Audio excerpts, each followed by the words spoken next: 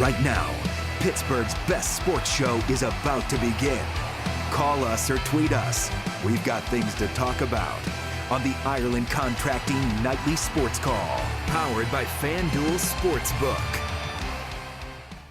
Thank you very much to my friend Kim. Welcome everybody to the Ireland Contracting Nightly Sports Call, powered by FanDuel Sportsbook. I'm your host, Josh Taylor, in tonight for Bob Pompian. Hopefully everybody's enjoying the holiday season. Joining me in studio, newest addition to the Nightly Sports Call rotation. You're going to see him a lot on Thursday nights. Andrew Fillipponi, 93.7 The Fan, joining me in the building.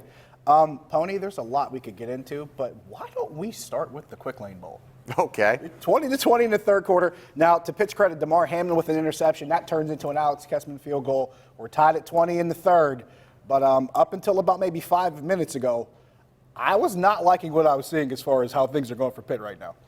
Yeah, I don't think the tie game has really changed that for me either. I mean, we're in a situation where Pitt, I think, is in a no-win situation, Josh, because of who they're playing. It's a 6-6 Mid-American Conference team that finished dead last in the MAC West. It's one of those games that you'll get sometimes at the start of the college football season in September where you're supposed to beat a team, you beat them, you don't get credit for it because they're supposed to be a cupcake.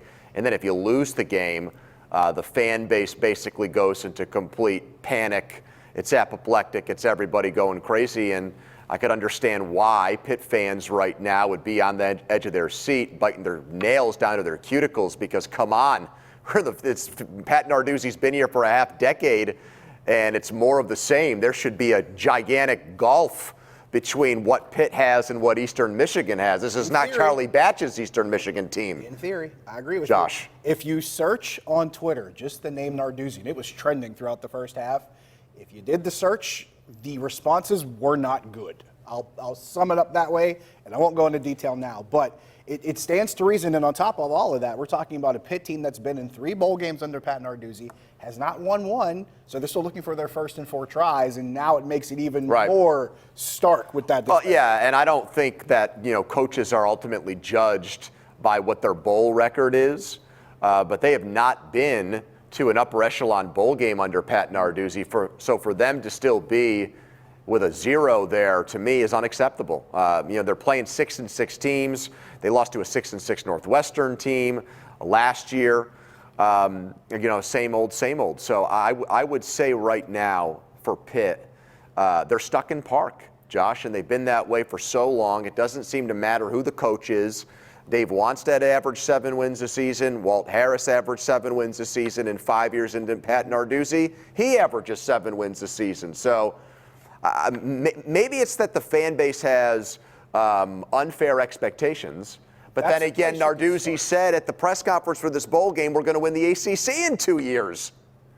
So maybe it's not the fans' fault entirely. No, not if the coach is coming out and saying that. He's setting the bar extremely high for a team that, since Marino left town, has not been able to get to a point where they're competing for championships. And it also comes at a point where you're talking about, not just in this particular instance with Pat Narduzzi, but he talked about even last season getting to the ACC championship game. Now, granted, they got there and they played in it, but then they went and lost to Clemson and couldn't throw the ball forward from here to you. So there's that whole predicament as well. Yeah, and I think the offensive philosophy has changed. They were the first 4 years under Narduzzi, they were 3 yards in a cloud of dust, right? And now they don't run the ball at all. But the results are the same. Now they're all passing all the time, but they don't put up a lot of points.